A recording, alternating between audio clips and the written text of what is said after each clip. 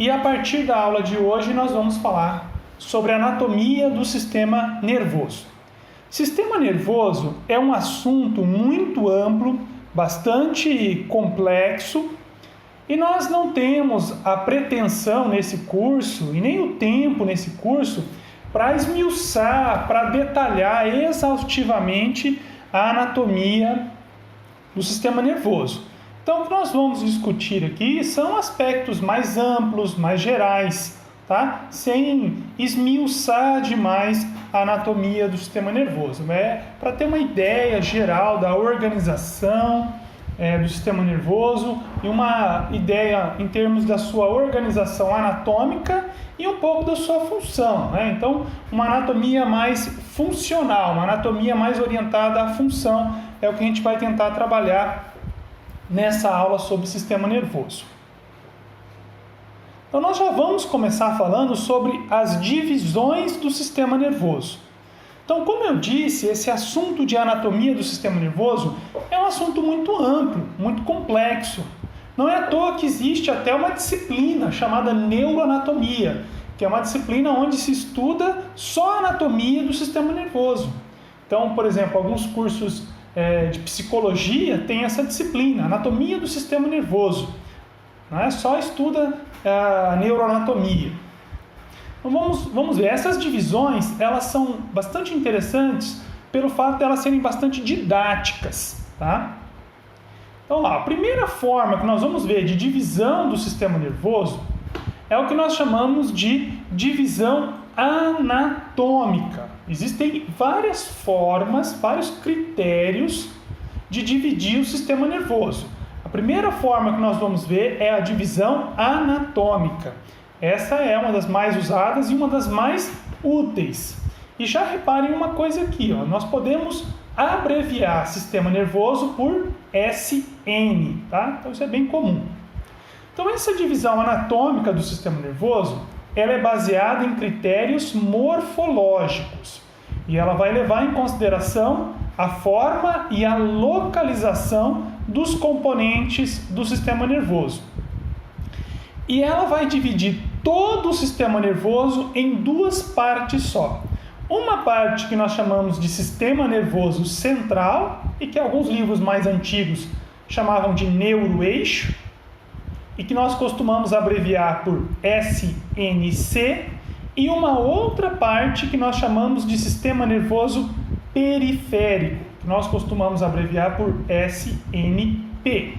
Então, nós dividimos, a gente pega todo o sistema nervoso e divide ele em duas partes só. Sistema nervoso central e sistema nervoso periférico, tá?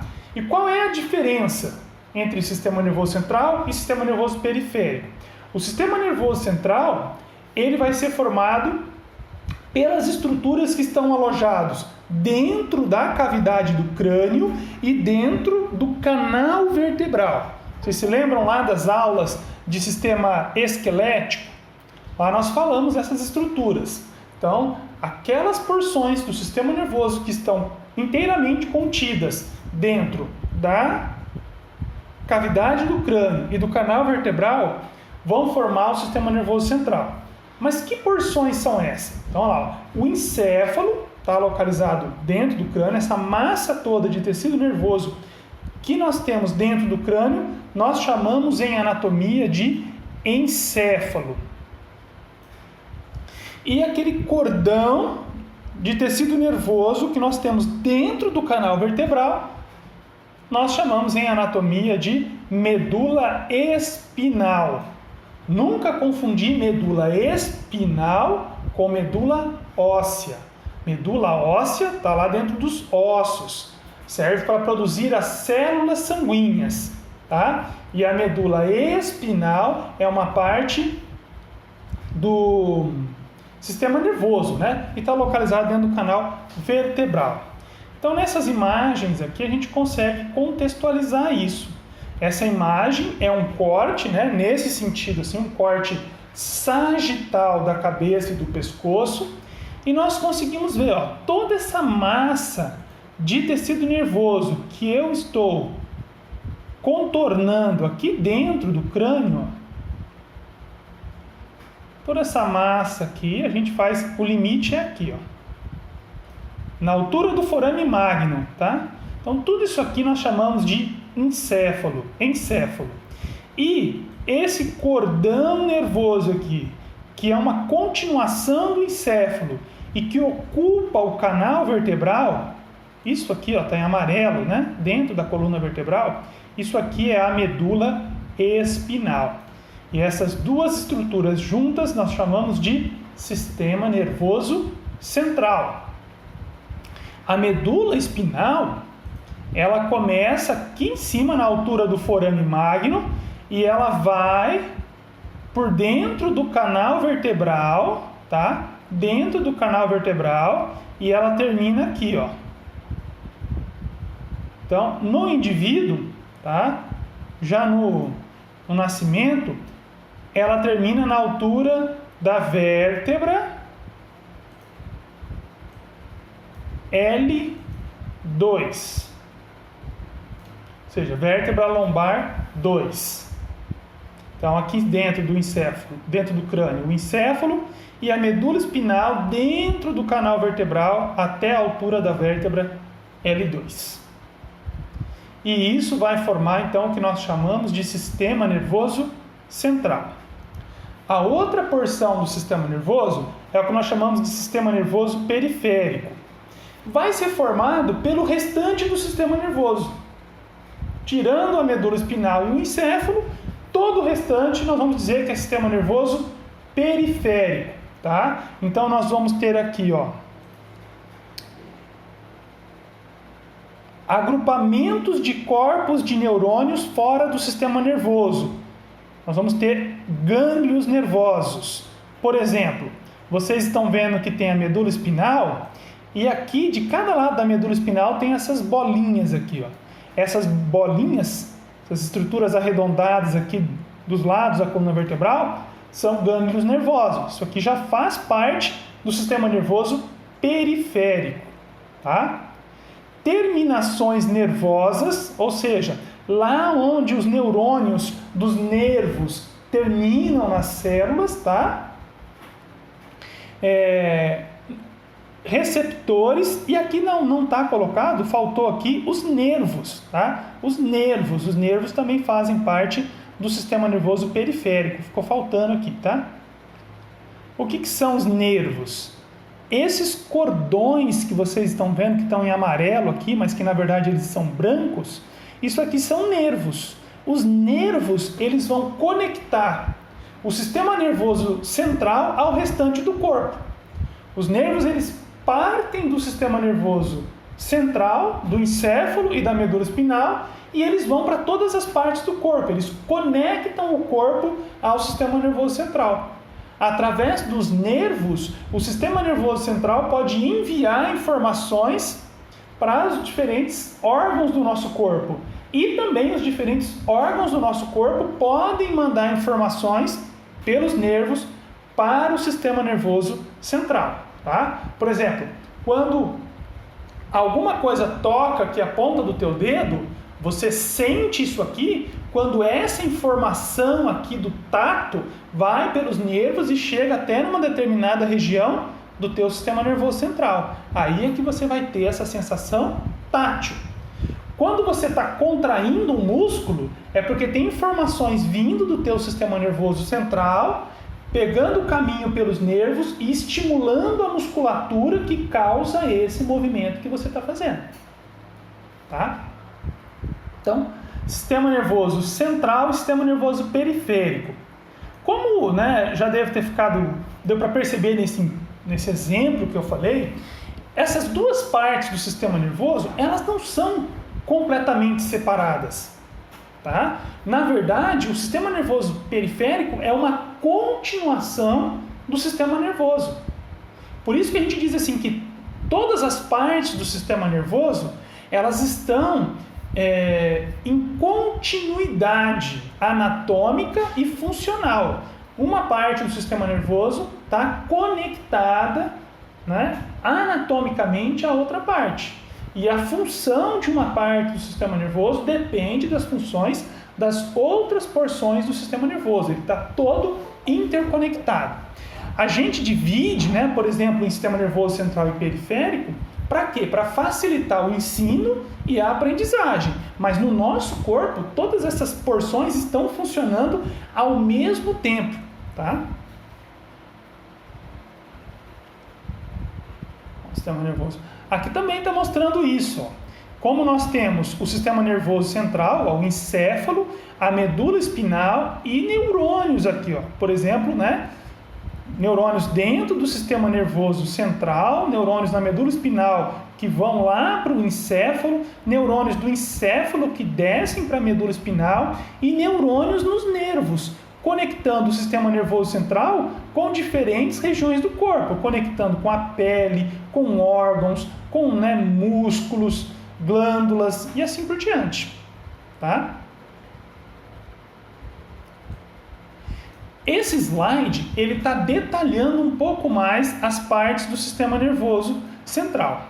Então, ó, lá no sistema nervoso central, nós vamos ter, primeiro, a medula espinal, que está no canal vertebral. E nós vamos ter o encéfalo, tá? O encéfalo que está dentro da cavidade do crânio, ou caixa craniana. Agora, o encéfalo, nós podemos dividir ele nessas 4 grandes porções aqui: tronco encefálico, cerebelo, diencéfalo e telencéfalo. O tronco encefálico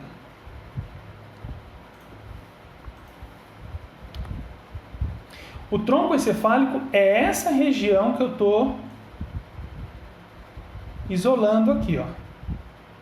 Isso aqui é o tronco encefálico. É a parte do encéfalo que vai se conectar com a medula espinal. Isso aqui é o tronco encefálico. E como esse slide está mostrando, esse tronco encefálico é dividido em 3 partes: bulbo, ponte e mesencéfalo. Aqui é de baixo para cima, tá? Essa primeira porção aqui embaixo é o bulbo no tronco encefálico. Essa parte aqui no meio, mais grossa, é a ponte. E essa região aqui em cima é o mesencéfalo. Essa outra região que fica atrás do tronco encefálico, ó, isso aqui, fica na altura da nuca, né? Lá na região do osso occipital, isso aqui é o cerebelo. Cerebelo. Tá? Então aqui nós temos o cerebelo. Bem no meio do encéfalo, nós vamos ter o diencéfalo. O diencéfalo é essa região que eu estou contornando agora. Só isso aqui é o diencéfalo. E todo o restante, a maior parte, né, cerca de 80% do volume do encéfalo, essa região que eu estou pintando aqui, é o que nós chamamos de telencéfalo. Então, o encéfalo ele é formado pelo tronco encefálico, pelo cerebelo, pelo diencéfalo e pelo telencéfalo. Essas são as 4 grandes regiões do encéfalo. Essas 4 regiões juntas nós chamamos de encéfalo. Tá? O encéfalo, pessoal, ele tem entre 1,3 kg e 1,5 kg, tá? De peso. A medula espinal, ela fica dentro do canal vertebral e a tua medula espinal tem mais ou menos o diâmetro do teu dedo indicador, tá? A medula espinal, ela é cilíndrica e ela tem mais ou menos o diâmetro do teu dedo indicador. Então nós temos essas 4 regiões. E o diencéfalo e o telencéfalo juntos vão formar o que nós chamamos de cérebro. Então, em anatomia, quando a gente fala a palavra cérebro, eu estou me referindo ao diencéfalo mais o telencéfalo. Toda essa massa de tecido nervoso que tem dentro da cabeça, em anatomia, isso é encéfalo. O cérebro é uma parte do encéfalo, tá bom? E o sistema nervoso periférico? O que nós vamos ter no sistema nervoso periférico? Primeiro, nós vamos ter nervos, né? Então, eu já falei o que são nervos. Nervos eles são formados ali pelos aqueles prolongamentos dos axônios, né? Prolongamentos dos neurônios, ok? E os nervos, eles servem para conectar o sistema nervoso central às demais partes do corpo. E nós vamos ter dois tipos de nervos. Nós vamos ter os nervos espinais e os nervos cranianos. Qual que é a diferença? Os nervos espinais são aqueles que se conectam na medula espinal. Os nervos cranianos são aqueles que vão se conectar diretamente no encéfalo. Deixa eu ver se eu tenho uma imagem para mostrar isso para vocês. Aqui, ó. Então, nessa imagem, a gente está vendo o seguinte, ó. Isso aqui é a medula espinal. Ela está lá dentro da coluna vertebral. Esses cordões aqui, que estão feitos em amarelo, são nervos espinais, tá? E vocês podem ver aqui que esses nervos espinais, eles se espalham por todas as partes do corpo, que dá para ver na fotografia, né? Olha em amarelo aqui, ó. Nervos lá nos membros inferiores, nos membros superiores tem também os nervos espinais. Os nervos cranianos são esses aqui, ó. Isso aqui é o encéfalo, e esses cordões que estão em amarelo são os nervos cranianos. Por quê? Porque eles se conectam diretamente no encéfalo. Então vamos voltar lá.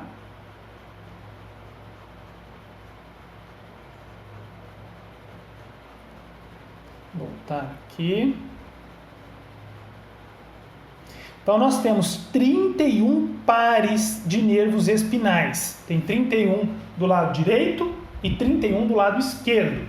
Esses nervos eles se conectam na medula espinal. E aí eles saem da medula espinal por aqueles forames intervertebrais lá da coluna vertebral, que nós já estudamos, e esses nervos espinais vão para as diferentes partes do nosso corpo, tá? Vão para as diferentes partes do nosso corpo.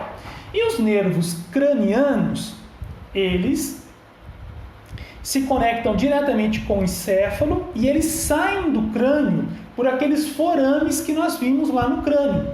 Lembram? Forame magno, né? Canal óptico, forame redondo, forame oval. Nós já estudamos esses forames. Por aqueles forames é que esses nervos vão sair. Os nervos cranianos, a maioria deles, vão inervar, né, vão terminar aqui em estruturas que ficam na cabeça e no pescoço, ok? Enquanto que os nervos espinais, de maneira geral, vão inervar as estruturas do pescoço, também, tronco e membros. Nós vamos ter no sistema nervoso periférico também gânglios nervosos, como eu já comentei, terminações nervosas, né? E os receptores sensoriais, por exemplo, os receptores que a gente tem lá na retina para captar luz, os receptores que a gente tem na orelha interna para captar as ondas sonoras, né? Os receptores que a gente tem para gustação na língua, os receptores que nós temos para o olfato no nariz. Então essas células são consideradas também como parte do sistema nervoso periférico, tá? E aí nós falamos da divisão anatômica, mas tem uma outra forma de dividir o sistema nervoso, que é o que nós chamamos de divisão funcional. Então tem a divisão anatômica e aqui nós estamos falando da divisão funcional. Existem ainda outras formas de dividir o sistema nervoso, mas por enquanto, né, o que nos interessa é a divisão principalmente anatômica e vamos comentar também sobre a divisão funcional. A divisão funcional, como o próprio nome fala, ela vai levar em consideração as funções, tá? Então lá, nesse sistema, nessa divisão, nós também dividimos todo o sistema nervoso em duas partes. Uma parte que nós vamos chamar de sistema nervoso somático, que a gente pode abreviar por SNS. E uma outra porção que nós chamamos de sistema nervoso visceral e que nós chamamos de nós podemos abreviar por SNV. O sistema nervoso somático, ele é conhecido como sistema da vida de relação. Por quê? Porque ele relaciona o organismo com o ambiente. O sistema nervoso somático é formado por aquelas partes, aquelas estruturas do sistema nervoso que permitem você captar informações sobre o que acontece no ambiente ao redor do teu corpo. Por exemplo, as estruturas responsáveis pela visão, pela audição, pelo olfato, pela gustação, pelo tato, tá? E também por aquelas estruturas que permitem você captar sensações, informações na superfície do teu corpo. Essas informações, essas sensações que nós temos na pele, tá? Então, tato, temperatura, pressão, vibração, todas essas estruturas estão no sistema nervoso somático. E também faz parte do sistema nervoso somático aquelas estruturas do sistema nervoso que permitem você controlar os músculos esqueléticos, para você fazer os movimentos que a gente faz no dia a dia, os movimentos de falar, de escrever, de comer, para andar, para correr, para trabalhar e assim por diante. Então, o sistema nervoso somático, ele permite você captar informações sobre o que está acontecendo no ambiente ao teu redor, sobre o que está acontecendo na superfície do teu corpo e permite que você use os seus músculos esqueléticos para interagir com o ambiente, tá? Então você pode, por exemplo, detectar que você está num ambiente em que a luminosidade está muito baixa. E aí você vai andar até lá, no interruptor, e vai acender a luz. Você vai interagir, você vai mudar a luminosidade no ambiente. Ou você pode achar que está muito quente no ambiente. Você detectou a temperatura, achou que aquela temperatura está muito alta, você vai lá abrir uma janela, você vai ligar um ventilador, você vai ligar um aparelho de condicionador de ar e assim por diante. Então, o sistema nervoso somático é que faz isso. Já o sistema nervoso visceral, ele está relacionado com o controle do funcionamento dos órgãos internos do nosso corpo, tá? Por isso que ele também é chamado de sistema de vida vegetativa. Ele está relacionado com aquelas funções indispensáveis à nossa sobrevivência, tá? Então ele vai controlar os órgãos. O sistema nervoso visceral, ele está o tempo todo captando informações sobre o que está acontecendo no teu corpo. Quanto de oxigênio tem no corpo? Quanto de CO2 tem no corpo? Quanto de glicose? Como está o pH do sangue? Como está a temperatura interna do teu corpo? Como está a osmolaridade do corpo? Como está a pressão arterial? E esse sistema ele vai controlar os órgãos internos do corpo, ele também vai controlar grande parte das glândulas, da secreção de hormônios do nosso corpo e vai usar isso para ajustar, para integrar o funcionamento dos órgãos internos, para ajustar a velocidade com que o coração tem que bombear o sangue, de acordo com a necessidade, né? A velocidade com que eu tenho que respirar, de acordo com a minha necessidade naquele momento. A necessidade que eu tenho de liberar mais recursos energéticos, de ajustar o pH do sangue, de ajustar a pressão arterial. Para ajustar o funcionamento do meu corpo de tal forma que as células tenham condições ideais de funcionamento, né? E você possa manter a tua saúde e você possa garantir a tua sobrevivência. Então, o sistema nervoso visceral, relacionado com o controle das vísceras, dos órgãos internos. Então, essa é a divisão funcional do sistema nervoso. Então, tem que estar bem claro isso, tá, pessoal? A diferença entre divisão anatômica e o significado dessa divisão anatômica e o significado de divisão funcional do sistema nervoso, tá? Como o que significa essa divisão funcional. Agora a gente vai começar então a falar um pouco, né, das funções do sistema nervoso. Agora que a gente já tem uma ideia geral da organização do sistema nervoso, em sistema nervoso central e periférico, A gente pode pensar também sistema nervoso somático, sistema nervoso visceral. Vamos sistematizar, organizar um pouco das funções do sistema nervoso. Então, a primeira função que nós vemos no sistema nervoso é o que a gente chama de função sensorial.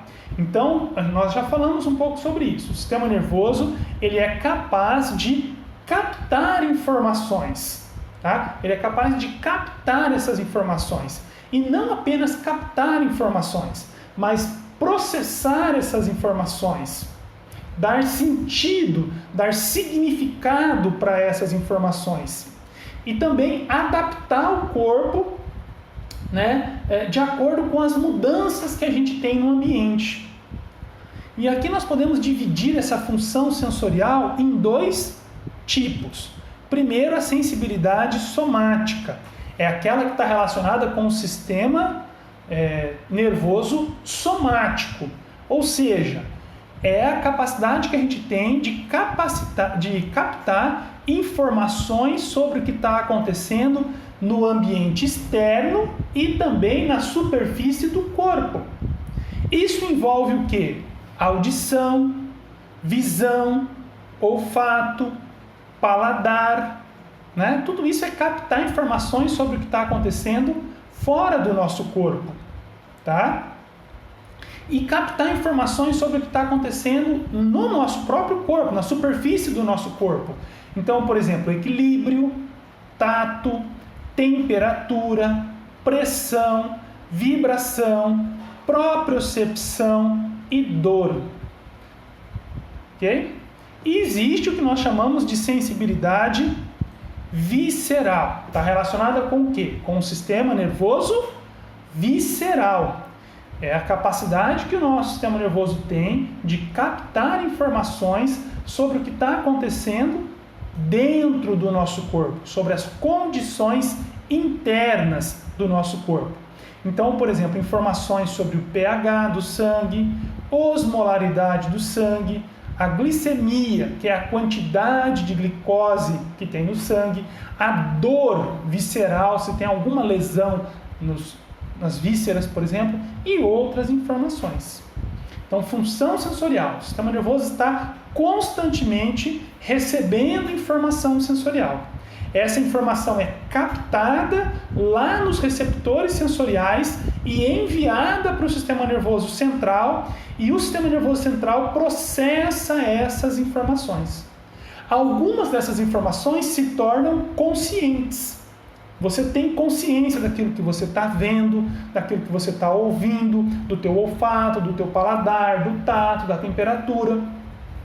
Algumas outras informações, algumas funções sensoriais, elas são inconscientes. Se eu te perguntar agora qual é a tua pressão arterial, você não vai saber, a não ser que você pegue lá o aparelho, né, e faça a mensuração da tua pressão arterial, aí sim você vai saber. Mas o teu sistema nervoso está constantemente monitorando a tua pressão arterial, porque isso é importante para a tua sobrevivência. Só que isso não atinge o nível de consciência.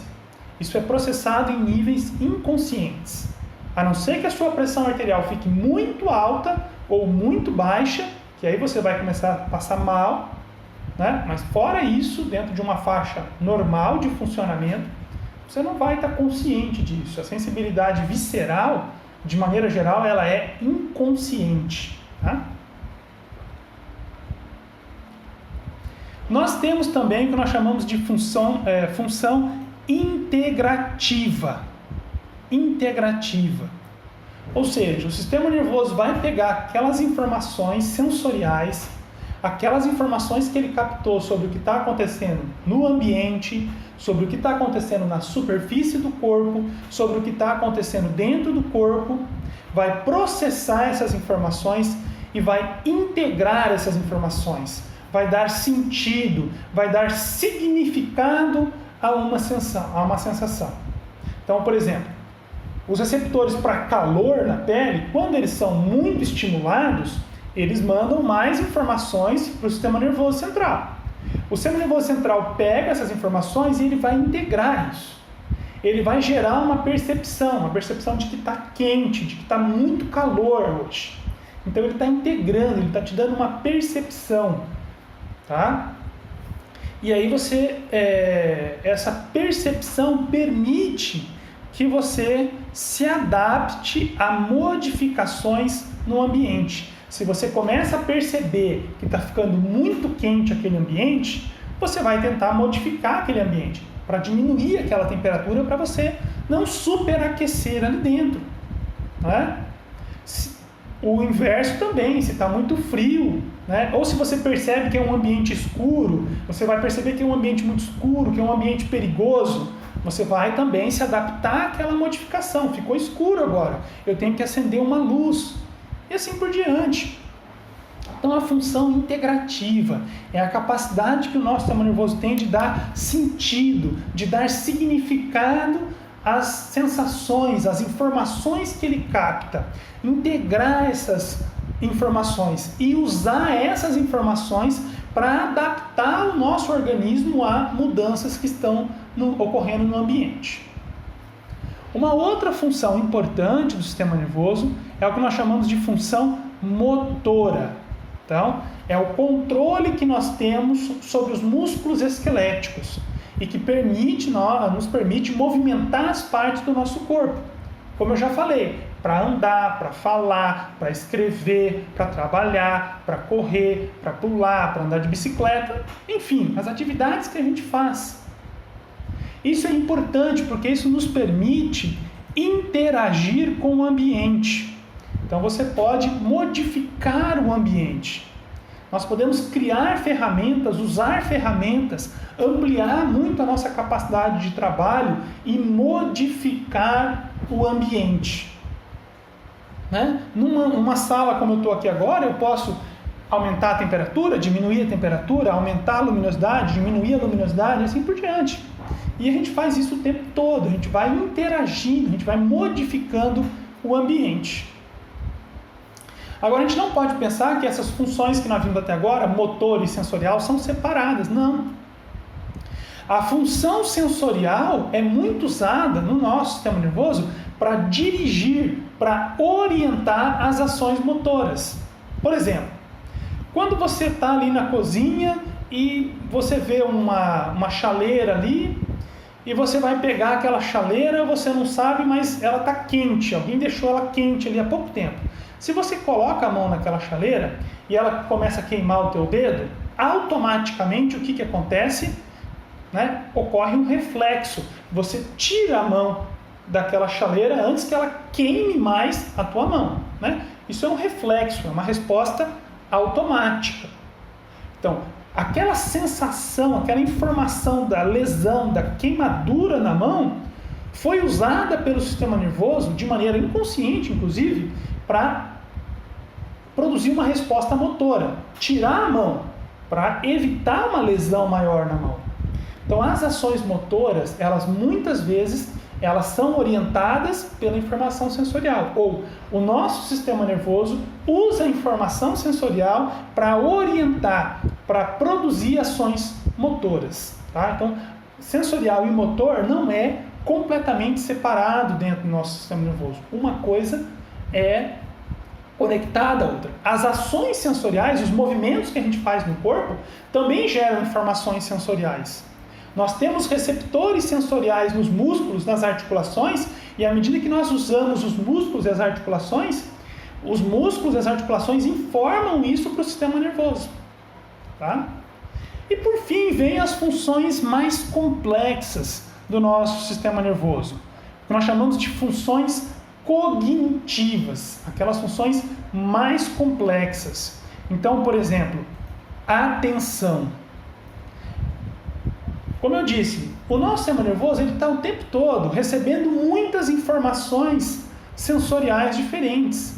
Você está o tempo todo exposto a sons diferentes, imagens diferentes, olfatos diferentes, sensações táteis diferentes, não é? Sensações internas do funcionamento do teu corpo diferentes o tempo todo. Só que o sistema nervoso ele pode focar a atenção. Você pode focar a tua atenção em uma informação específica, Tá? Então você pode, por exemplo, nesse momento que você está assistindo a uma aula, você pode estar focado nessa aula. Enquanto você fica focado, você fica prestando atenção na aula, você tem que... O teu próprio sistema nervoso, na verdade, ele vai ignorar um monte de outras informações. Outras coisas que estão acontecendo ao teu redor, você para de focar, você não percebe essas coisas, você fica focado naquilo. Então é a nossa capacidade de prestar atenção, de ignorar determinados estímulos e de focar a nossa atenção em alguns estímulos específicos. Ok? Já viram, por exemplo, quando você está assistindo televisão ou você está ali no computador e você está focado em alguma coisa, né? Aí vem alguém, sei lá, sua mãe, seu pai, o seu filho, sei lá, e conversa alguma coisa com você. E você está focado, você não está focado, você não está prestando atenção na conversa da pessoa. Você está focado naquilo que você está, por exemplo, assistindo, e você vai, sim, você só concorda, né? Passou 3, 4 minutos, a pessoa vem e pergunta alguma coisa daquilo que ela falou. Você não lembra de nada. Por quê? Porque você não estava prestando atenção. Okay? A atenção, pessoal, ela é indispensável para o aprendizado. Você não consegue aprender alguma coisa se você não focar, se você não prestar atenção naquilo que você está fazendo. Tá? Senão você não consegue aprender. A atenção é indispensável ao aprendizado. Vocês já devem ter ouvido falar, né, que existem pessoas que têm um quadro chamado de déficit de atenção. São pessoas que têm dificuldade de permanecer focadas em alguma coisa. Elas se distraem muito facilmente. Então, por exemplo, essas crianças que têm déficit de atenção, elas têm muita dificuldade de aprendizado, porque elas não conseguem focar a atenção delas naquilo que o professor está ensinando. Elas ficam sempre se distraindo com qualquer coisa. E isso prejudica muito o aprendizado dessas crianças. Uma outra função que o nosso sistema nervoso tem, cognitiva, complexa, importante, é a memória. A memória é a capacidade que nós temos de guardar, de registrar eventos e de resgatar essas informações depois. Né? Então você consegue guardar informações e resgatar. E nós temos uma memória de curto prazo, né? Que é uma memória que ela vai guardar aquilo que aconteceu num curto espaço de tempo. Ela registra aquilo que aconteceu num espaço de tempo curto, mas ela guarda muitos detalhes daquilo que aconteceu. Tá? É bem detalhada essa memória, só que é de um período de tempo pequeno. E depois nós temos a memória de longo prazo. A memória de longo prazo, ela vai guardar informações sobre coisas que aconteceram num período muito longo de tempo. Só que ela vai perder os detalhes. Então você pode lembrar de coisas que aconteceram lá na tua infância. Você vai lembrar de um evento, um evento que aconteceu há 5, 10, 15 anos atrás. Só que você já vai perder muitos detalhes. Você lembra de maneira geral o que aconteceu, mas muitos detalhes você perde. Agora, se eu te perguntar coisas que aconteceram há 5, 10, 15 minutos atrás, você vai lembrar com uma riqueza maior de detalhes. Então nós temos uma memória de curto prazo e uma memória de longo prazo. Isso é bastante interessante, porque o nosso sistema nervoso, ele filtra, tá? Aquilo que está na memória de curto prazo, o sistema nervoso vai filtrar. O que vai para a memória de longo prazo e aquilo que vai ser deletado, que você vai esquecer. Tá? Existe um processo que a gente chama de consolidação das memórias. Então, como é que o sistema nervoso escolhe? O que vai para a memória de longo prazo e o que ele vai deletar? Então, por exemplo, aquelas coisas que te chamaram mais a atenção, aquilo que você prestou mais atenção, tem uma tendência maior de ser escolhido pelo teu sistema nervoso e ficar na tua memória de longo prazo. Estímulos que não te chamaram tanto a atenção, provavelmente vão ser esquecidos. Então, quanto mais estimulante é uma experiência, né? Quanto mais sensações aquilo te causa, tanto sensações agradáveis quanto sensações desagradáveis, é mais provável que você guarde isso na tua memória de longo prazo. Tá? E quanto mais você se esforça para prestar atenção em alguma coisa, também é mais provável que isso vai ficar na tua memória de longo prazo. Não é verdade? Você já reparou que quando você pega alguma coisa e você só lê aquilo ali, sem prestar muita atenção, você logo se esquece. Agora, quando você está lendo alguma coisa, estudando, prestando atenção, você consegue guardar aquela informação por mais tempo. Aquilo que você reforça mais. Se você estuda um texto uma vez, depois duas, depois outro dia, 3, 4, por vários dias você vai reforçando, você vai estudando aquele assunto. O teu sistema nervoso percebe, ele está reforçando isso. Isso deve ser importante. Vamos guardar isso na memória de longo prazo. Agora, se você lê uma coisa uma vez só, sem prestar muita atenção, é pouco provável que isso vai ficar na tua memória de longo prazo. E uma outra coisa que é muito importante para a memória é o sono. Já está, assim, há muito tempo já se sabe isso.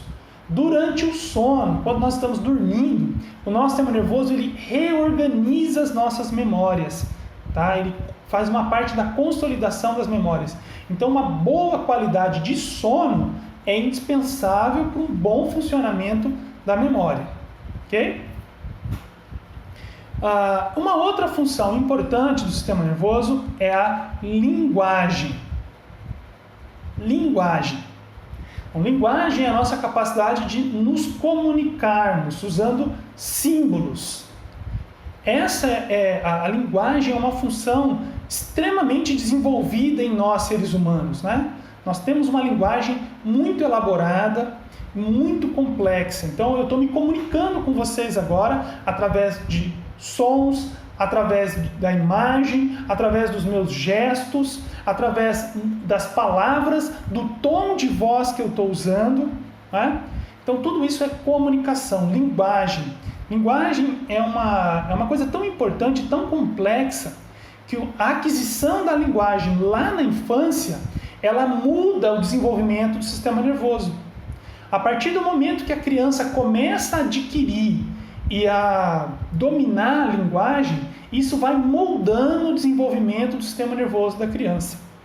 Tá? Extremamente importante a linguagem. E a linguagem, num prazo mais longo, ela nos permite ter cultura. O que é a cultura? A cultura é a transmissão de informações de uma geração para a próxima geração.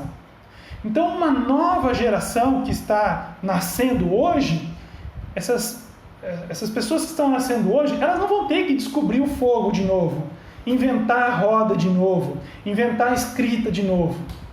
Não é? Por quê? Porque elas vão receber essa cultura, essas informações das gerações que já estão aqui. E como que nós vamos transmitir essas informações para eles? Através da linguagem, a linguagem falada, a linguagem escrita, a linguagem visual, enfim, existem muitas formas diferentes de linguagem.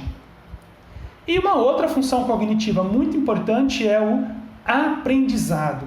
O que é aprendizado? Aprendizado é a aquisição de informações que levam a mudança no comportamento. Então, a aprendizagem é a aquisição de uma informação que leva a uma mudança no comportamento. Toda vez que você adquire uma informação e isso muda o teu comportamento, isso levou a um aprendizado. Então, eu adquiri uma informação de que tem uma pandemia de coronavírus e que se eu começar a sair agora usando máscara, né, eu vou ficar protegido contra essa infecção. A chance de eu adquirir essa Covid-19 é menor. Então, eu mudo o meu comportamento. Eu passo a só sair de casa de máscara. Então, eu aprendi isso. Então, isso é um aprendizado. E aprendizado é uma coisa muito complexa. Aprendizado envolve todas as funções que eu comentei até agora do sistema nervoso. A função sensorial, envolve função integrativa, envolve algumas vezes funções motoras, porque existe aprendizado motor também, envolve atenção, envolve memória, envolve linguagem. Aprendizado é um processo extremamente complexo. E como esse é um curso de formação de professores, é muito importante a gente ter isso em mente. Quando você está lidando com um aluno, tá? Especialmente a criança, o adolescente, né? Você tem que pensar isso. Você quer produzir no aluno um aprendizado. Mas para esse aluno desenvolver esse aprendizado, ele vai ter que mobilizar muitas funções no seu sistema nervoso.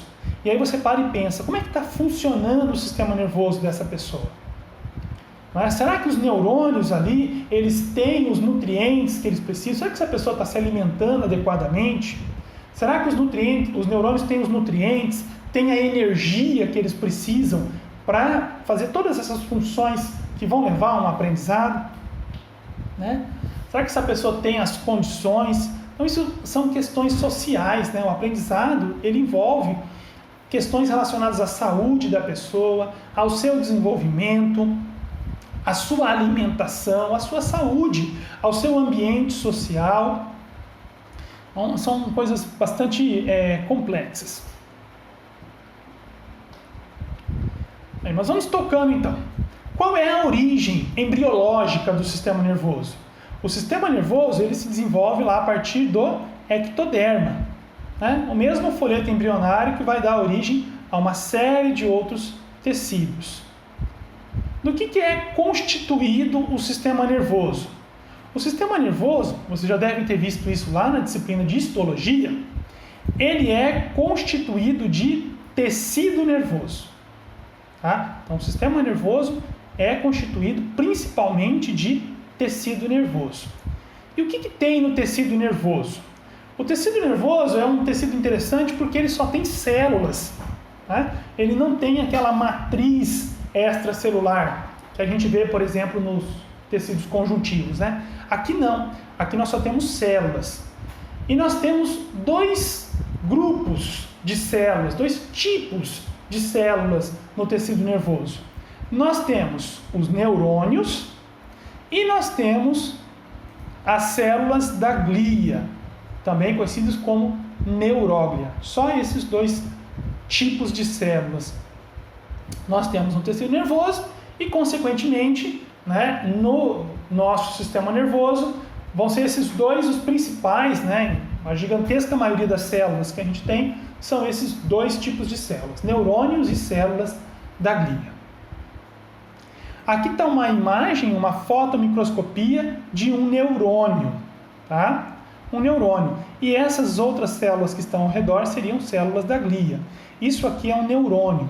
Uma coisa que chama a atenção no neurônio é que o neurônio ele é uma célula que ele tem essa região central, aonde vão ficar as organelas, aonde vai ficar o núcleo, e a partir dessa região, que nós chamamos de corpo do neurônio, vão partir vários prolongamentos. Vão partir prolongamentos. Alguns desses prolongamentos podem ser muito curtos, podem ter uns poucos micrômetros de comprimento, mas alguns neurônios podem ter prolongamentos muito longos, com até mais de 1 metro de comprimento. Então, vai depender do neurônio, vai depender da função que aquele neurônio específico desempenha. Nós temos muitos neurônios. Para vocês terem uma ideia, no nosso sistema nervoso central, tá? No nosso encéfalo e na nossa medula espinal, há uma estimativa que nós temos em torno de 86 bilhões de neurônios.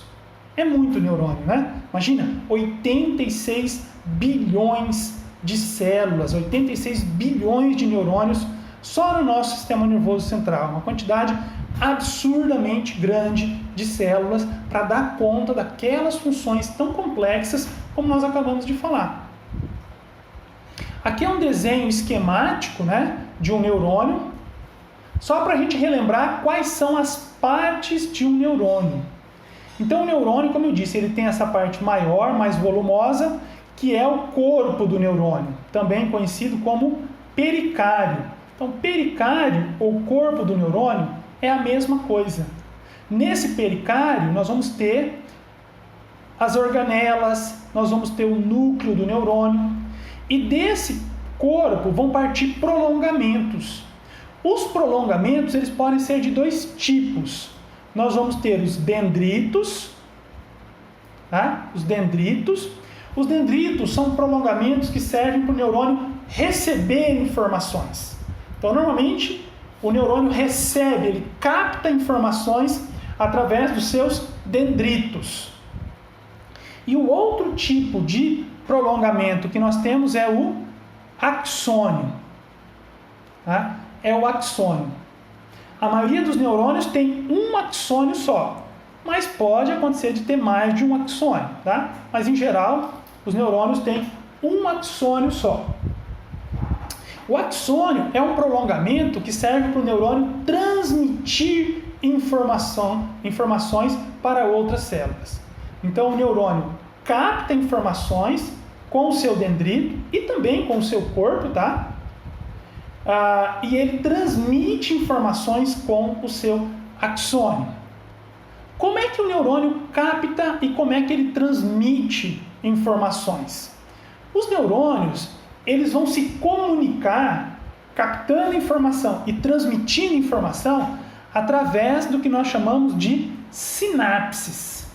Então, sinapse é o local de transmissão de informação de um neurônio para outro neurônio, tá? E existe também sinapse entre neurônios e outras células que não são neurônios, por exemplo, células musculares. Então, a sinapse é um local de transmissão de informação. Então, a gente tem o axônio, né? Geralmente o neurônio tem um axônio só. No final desse axônio, ele sempre faz isso aqui, ó. Ele vai se ramificar, tá? Ele vai se ramificar. Pode formar umas poucas ramificações ou pode formar milhares de ramificações. E no final dessas ramificações vão ocorrer estruturas chamadas de terminais axonais ou botões sinápticos. E através desses botões sinápticos ou terminais axonais é que a gente vai ter, então, a transmissão da informação. Aqui está mostrando com mais detalhes o corpo do neurônio, tá? Lá dentro do corpo, o núcleo, olha, as mitocôndrias, os neurônios têm muita mitocôndria, tá? Muita mitocôndria, porque os neurônios são células que gastam muita energia. Para vocês terem uma ideia, o nosso sistema nervoso, ele representa cerca de 3% só do peso corporal, mas ele consome cerca de 25% da energia que o nosso organismo consome. Então, os neurônios consomem muita energia, por isso eles têm muita mitocôndria. Os neurônios também são células que fazem muita síntese de proteínas, eles usam muitas proteínas. Por isso é comum a gente ver isso aqui, ó, lá dentro dos neurônios. Isso aqui são poliribossomos, agrupamentos de poliribossomos, locais de síntese de proteínas. E isso, né, geralmente se chama nos neurônios de substância de Nício, tá? Como ele chamou aqui, ó, corpúsculos de Nício ou substância de Nício. Esse acúmulo aqui de poliribossomos dentro dos neurônios. Ok? Uma outra coisa interessante sobre os neurônios é que os neurônios eles são células altamente especializadas. Como assim? Em que eles são especializados? Os neurônios são células especializadas em gerar e conduzir potenciais de ação. O que são esses potenciais de ação? Um potencial de ação, pessoal, ou um impulso nervoso, é uma corrente eletroquímica. Então, os neurônios, eles têm uma atividade elétrica.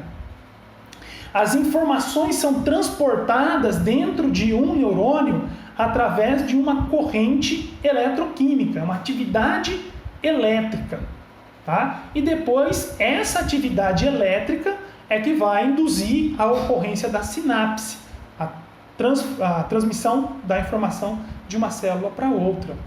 E como o neurônio é uma célula altamente especializada, as células que são muito especializadas, elas tendem a perder a sua capacidade de fazer mitose, de proliferar.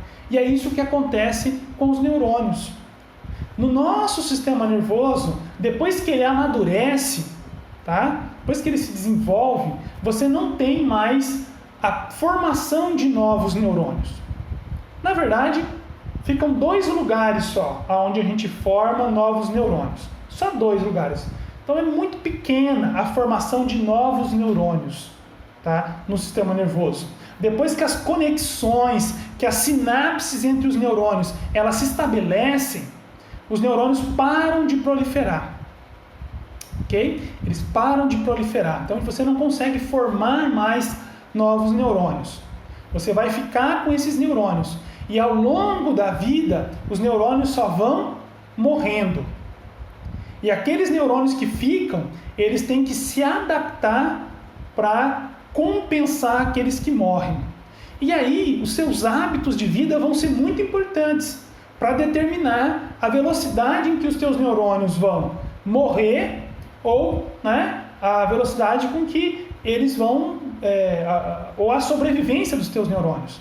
Então, se você tem hábitos de vida saudáveis, uma boa alimentação, boa atividade física, né, sono de boa qualidade e regular, evitar consumo de drogas lícitas, né, e ilícitas, tudo isso é importante, gente, para você evitar a morte dos teus neurônios, a morte precoce dos teus neurônios. Uma grande parte, né, daquelas manifestações que a gente vê nos idosos, aquela dificuldade, o raciocínio fica mais lento, dificuldade de formar novas memórias, né, dificuldade de aprender coisas novas que os idosos têm, tem a ver com essa perda de neurônios que vai acontecendo ao longo da vida. É claro que quando você chega, né, lá nos 70, 80 anos, você já perdeu muitos neurônios que foram morrendo pelo próprio envelhecimento ou que morreram por conta dos teus hábitos de vida. Aqueles neurônios que ficam, eles vão tentando compensar, mas eles têm um limite. E à medida que eles não vão dando mais conta de compensar a morte neuronal, você começa a ter sintomas que são normais do envelhecimento, mas são normais quando você está lá no envelhecimento. Os teus hábitos de vida, se eles não forem saudáveis, eles vão acelerar esses problemas. Você pode começar a ter esses problemas numa idade muito mais precoce, tá? Então, se você faz, por exemplo, uma lesão lá no teu encéfalo, o que acontece? Se você matar neurônios nessa lesão, aqueles neurônios que sobraram, eles não vão se multiplicar para formar novos neurônios e repor aqueles que morreram. Você não vai ter uma regeneração, tá? Isso não vai acontecer. O que vai acontecer com aqueles neurônios que sobraram é que eles vão tentar aumentar o seu funcionamento e tentar compensar aqueles que morreram. Aí depende, né, em que grau eles vão conseguir ou não, tá? Compensar isso aí.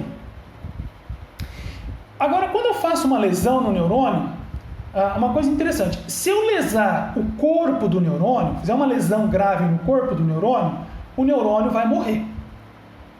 Agora, se eu fizer uma lesão nos prolongamentos, nos dendritos e até mesmo no axônio, pode ser que esse neurônio não morra, ele pode conseguir regenerar. Então, em algumas circunstâncias, o neurônio pode regenerar os seus dendritos e os seus axônios.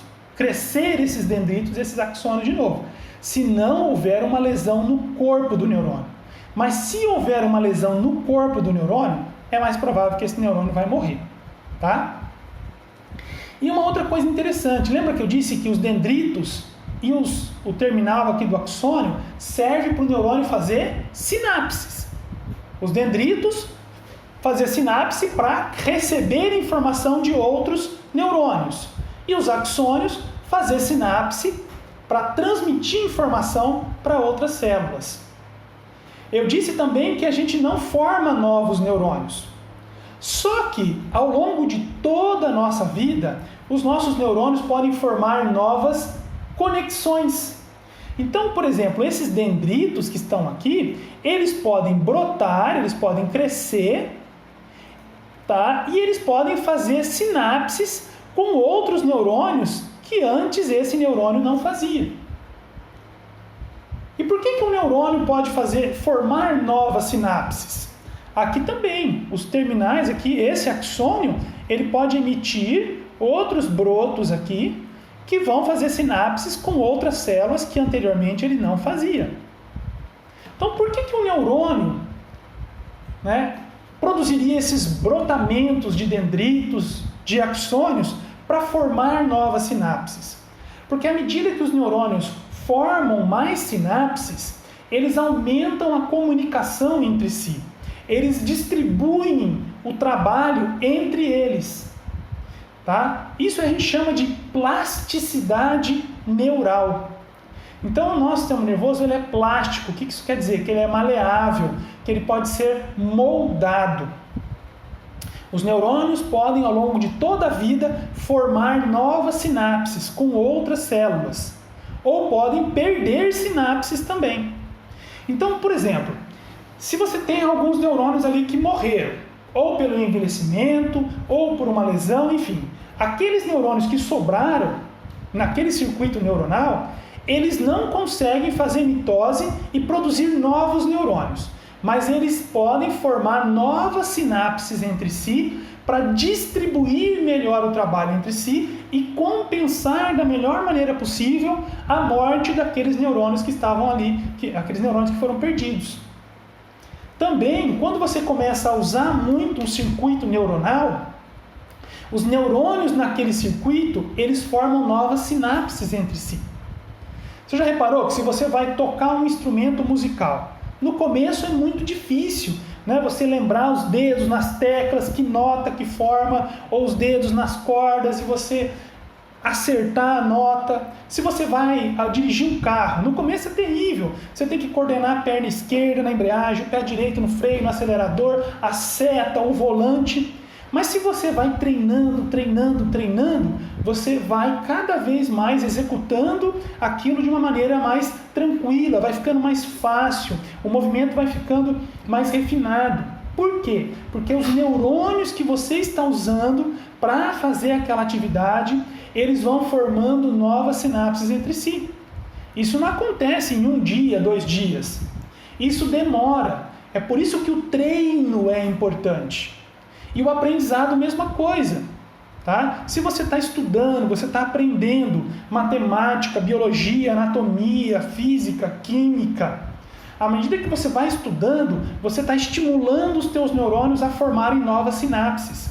E aí as informações fluem mais rápido, os cálculos começam a ficar mais rápidos, a memória vai ficando mais aguçada, você consegue lembrar as coisas mais rápido, você consegue conectar as coisas mais facilmente. Então, o estudo, tá? O estudo, seja lá qualquer coisa que for, estimula essa plasticidade neural, estimula a formação de novas sinapses, melhora o funcionamento do sistema nervoso. Por isso que é importante você estar sempre estimulando o teu sistema nervoso. Por isso que é importante você pegar uma criança e essa criança ter uma variedade de estímulos. A criança não pode ficar num ambiente pobre. Isso é uma coisa que está sendo muito discutida agora na pandemia.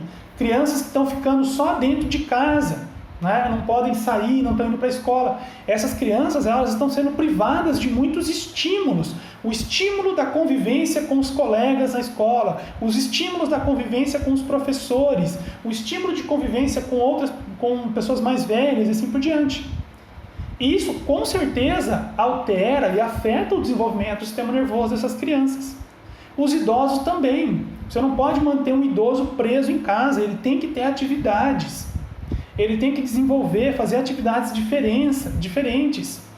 Atividades manuais, vai fazer uma dança, vai estudar, sei lá, para estimular o sistema nervoso. Se você não estimula o teu sistema nervoso, o que acontece? Ele começa a diminuir. Da mesma forma que nós podemos formar novas sinapses, nós podemos desfazer sinapses. Se você não está usando um circuito neuronal, você começa a podar as sinapses naquele circuito e diminuir o número de sinapses. E aí vai ficando tudo mais lento naquele circuito.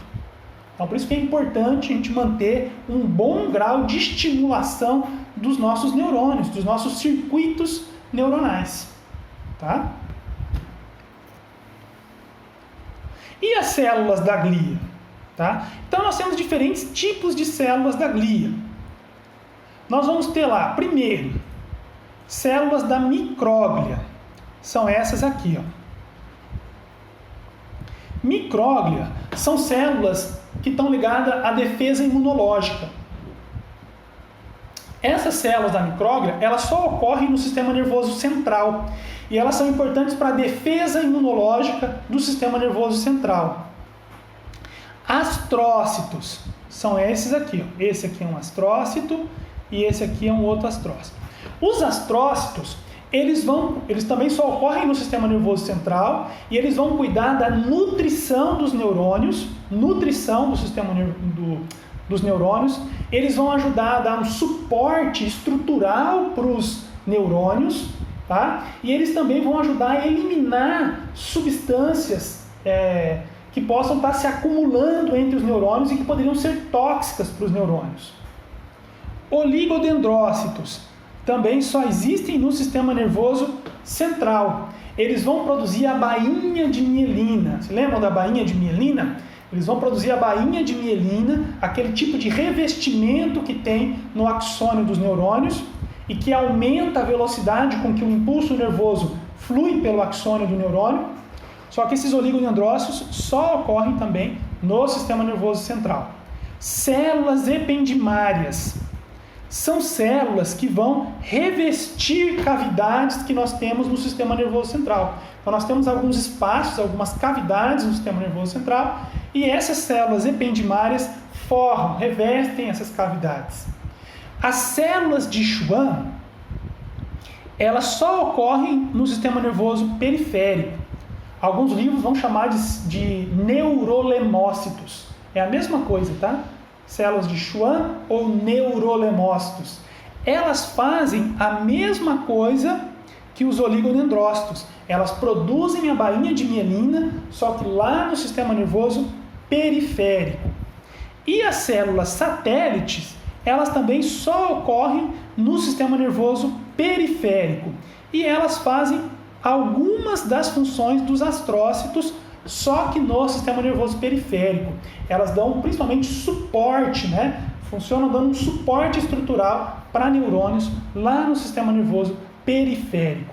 Essa imagem aqui, ó, seria um corte, tá? Uma ampliação assim de um pedaço do sistema nervoso central. Então a gente consegue ver aqui o neurônio.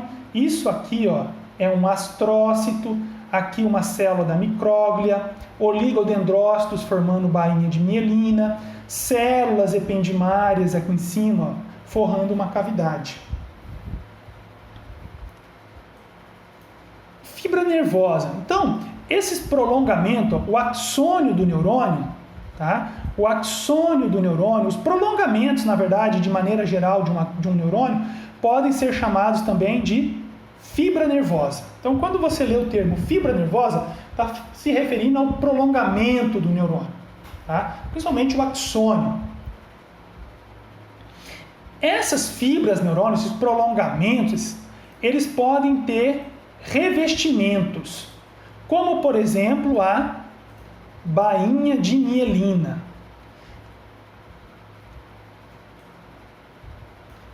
Então, existem o que nós chamamos de fibras mielínicas ou mielinizadas. São axônios de neurônios que têm um revoltório de mielina. O que é essa mielina? A mielina, ela na verdade é um tipo de lipídio, tá? Um tipo de lipídio. Então, essas fibras mielínicas são axônios que ao redor deles tem um acúmulo desse lipídio chamado mielina.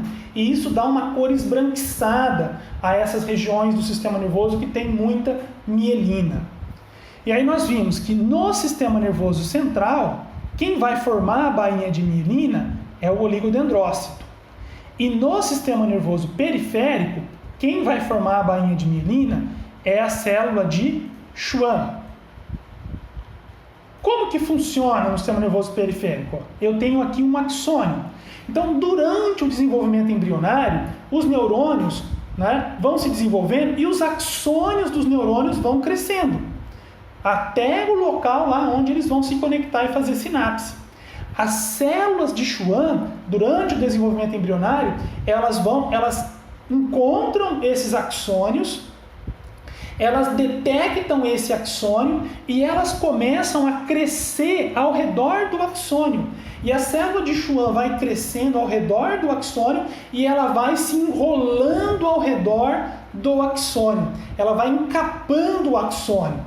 E à medida em que essa célula de Schwann vai encapando o axônio, ela vai formando várias camadas da sua membrana plasmática que vão ficando enroladas ao redor do axônio. E essa membrana plasmática da célula de Schwann é muito rica naquele lipídio, naquele fosfolipídio que é a mielina. E isso vai encapando esse axônio. Tá? Essa mielina, ela é um lipídio, então ela funciona como um isolante elétrico. Então a mielina, ela isola eletricamente os axônios entre si. E o que ela faz? Ela diminui a interferência de um axônio com o outro. E ela também aumenta a velocidade com que as informações, com que os impulsos nervosos fluem pelo axônio. No sistema nervoso central é o oligodendrócito. Ele também, durante o desenvolvimento embrionário, ele vai encontrar um axônio e ele vai crescer enrolando a sua membrana plasmática ao redor do axônio. Então aqui de novo, tá? No sistema nervoso periférico, a célula de Schwann. E aí nós vamos ter assim, ó, lá no sistema nervoso periférico, né, o axônio. Isso aqui é uma célula de Schwann, em amarelo, aqui é outra célula de Schwann.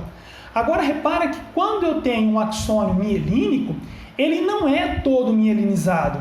Aqui, ó, eu tenho um espaço entre uma célula de Schwann e outra. Esse espaço é chamado de nódulo de Ranvier. Tá? Nódulo de Ranvier. Aqui do outro lado eu tenho axônios que não têm bainha de mielina. Eu tenho aqui vários axônios, eu tenho aqui uma célula de Schwann. Essa célula de Schwann ela só fica ali dando um suporte, mas ela não se enrola ao redor de nenhum desses axônios. Então nós dizemos que esses axônios são amielínicos. Eles não têm uma bainha de mielina, eles só têm a célula de Schwann ali para dar um suporte para eles.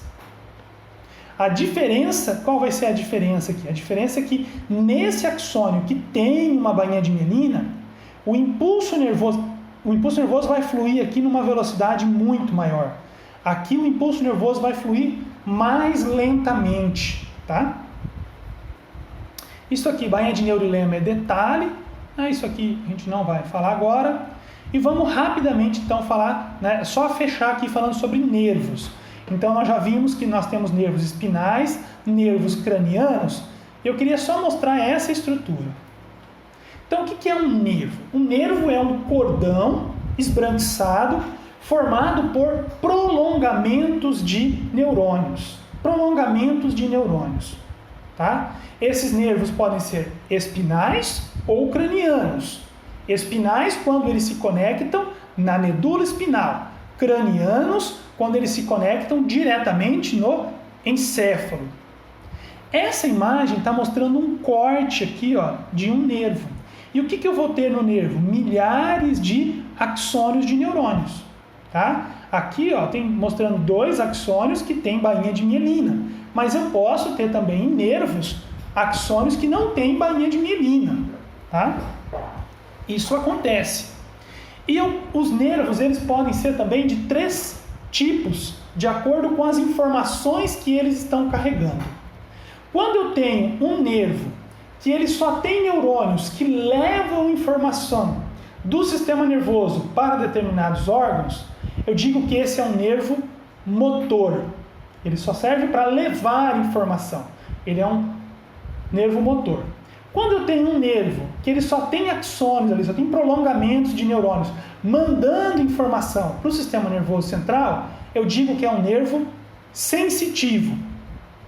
Tá? E quando eu tenho um nervo que tem ali axônios que estão mandando informação do sistema nervoso central para outros órgãos, e também tem prolongamentos de neurônios trazendo informações para o sistema nervoso central, eu digo que é um nervo misto. Então os nervos podem ser sensitivos, mistos, tá? Ou motores, de acordo com a direção em que eles estão levando informações. Os nervos espinais, todos eles são mistos. Todos eles estão levando informação do corpo para o sistema nervoso central e também tem axônios levando informações do sistema nervoso central para o corpo. Os nervos cranianos, não. Alguns deles são mistos, a maioria são mistos, mas tem alguns que são só sensitivos e tem outros que só são motores. Tá? Isso aqui a gente já comentou. E aí nós vamos, né, pessoal? Vamos ficar por aqui no dia de hoje e a gente volta com esse assunto na nossa próxima aula.